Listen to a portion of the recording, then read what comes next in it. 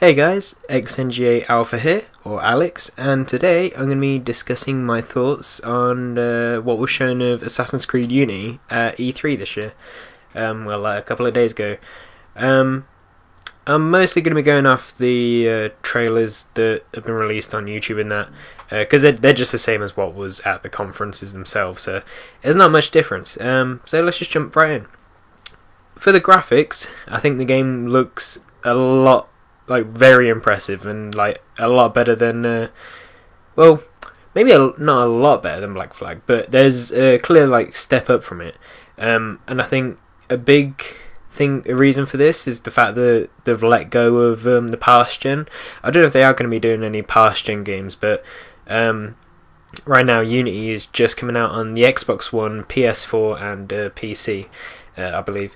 So obviously they can just not hold back at all and just use this hardware to their full potential.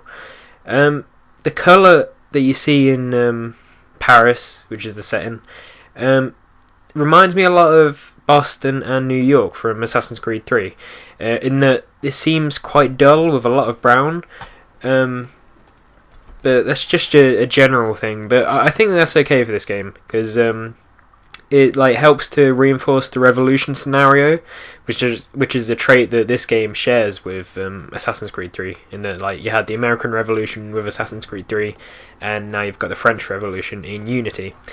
In terms of combat, the stealth seems to be a bigger element. It was shown as a bigger element in their demos than it has been in previous games. There wasn't a lot of just general head-on combat shown in the demo so far. I mean, we might get shown it later on this year in the run-up to the full release of the game. But right now, stealth seems to be a big thing that they're going for, and apparently it's because they have this actual stealth mode now, which is triggered by a button, and it seems to make you crouch and I guess move around quieter and more stealthily. But yeah, the stealth that was shown is a big improvement over the last games. I mean, Assassin's Creed 3 it had quite a bit of stealth, but I felt like for the most part in that game, you could just run in and just go head on. As you could probably see from my videos, because I did a full playthrough of that game. Whereas playing through Black Flag, I felt like there was a lot more opportunities for stealth, but it seems this game is going to be a really viable choice of combat, I guess. And you can move cover to cover, as seen in the trailer, which is a very cool feature that was very needed for the series. And there seems to be new animations for both stealth and the little bit of head-on action that we saw, which is very good. I prefer to see these new animations rather than just seeing the animations that we've had for the past two games. The parkour, or the free running, depending on how you want to call it, looks better than it ever has been before. It looks a lot more fluid, and it seems to smoothly transition between animations, whereas before you could get caught on stuff, and it would sort of break the immersion. I don't know if that's just a thing that they're perfected for the demo, but hopefully it will be like that in the game. One of the developers said that it's controlled descent, which could be the parkour up and down button seen in leaked images. But yeah, like I said, hopefully it remains as fluid as it seems in these demos when we come to the full release of the game. For the gameplay, there was a lot of things I picked up on. One of the things is in free roam, random encounters can happen, such as those in GTA where you're just driving around and then someone gets robbed, so you can take down the robber and then either keep the money that the guy robbed or return it to the person. Because in the demo there was a point where the player was just walking around in free roam. I think they were making their way to a mission, and this woman in the streets just got robbed, and you was able to chase him and take him down or kill him. I can't remember. I should probably watch it again, but I'll link the trailers. So yeah, that's quite cool. It'll add some sort of variety. Not so much replayability, but it will make the world feel more alive. In addition to this, the side missions you can find in the world based on NPCs. I imagine they'll be marked in the maps as well. But an example that was in the demo was there was a crowd peering into this building, where apparently a murder recently took place. And you was just able to go into the building very seamlessly, like no loading screens like it's been before. You could just go in because it was already open. And a pop-up came up saying that the quest was added to a quest log, which suggests to me that you can freely begin a mission from this quest log, so you can just be, I don't know, on the other side of the city to the mission. You can just go to your quest log, select the mission, and they'll transport you there, and then you can just start it. Maybe it'll just mark it on the map for you, and you'll have to find all the side missions, which could be quite interesting. Fights can break out randomly between crowds and guards, and you can choose to interfere or not. Again, not a huge feature, but I think it's something that will make the world more alive and more immersive. They seem to have improved, changed Eagle Vision. It's now Eagle Pulse, which seems to allow you to see targets through walls before actually seeing them clearly, if that makes sense. Which I'm not sure about, because I feel like that could make the game too easy. Like, you get to an area and you just activate Eagle Pulse, so you can just see everyone, rather than actually having to search around and find everyone yourself first. Although they did mention something about the full power of Eagle Pulse being unlocked, which suggests to me that there might be some sort of skill tree possibly, which could be very interesting, where you upgrade the character's skills and all that.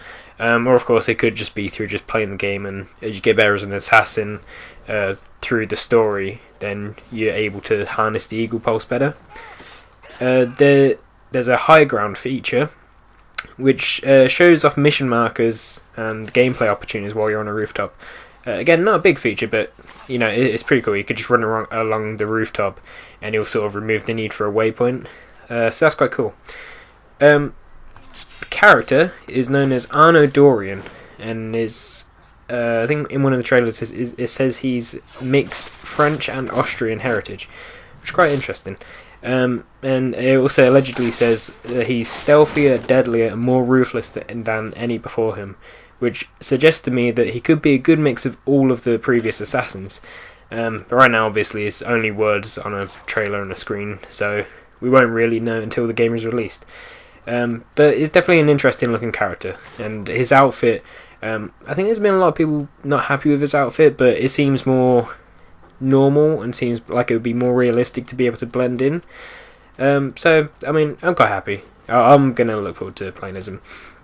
And he has a new weapon, the Phantom Blade, which is a wrist-mounted crossbow alongside the Hidden Blade, which seems more sensible for someone who's meant to be stealthy rather than the loud hidden gun. You would have thought that this crossbow would have come before the hidden gun, but oh well.